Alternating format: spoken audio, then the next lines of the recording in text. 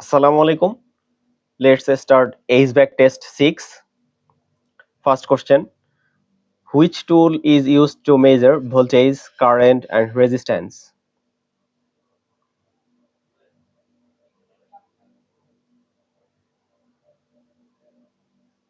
Multimeter.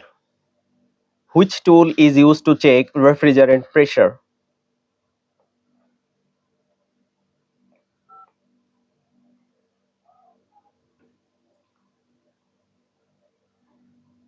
Manifold gauge set. Which tool is used to pull a deep vacuum from a refrigeration system?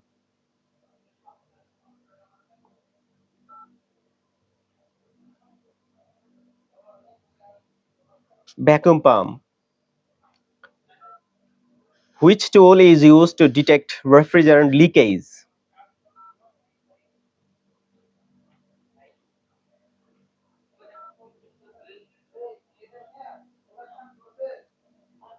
Leak detector. Which tool is used to tighten flat nuts with correct torque?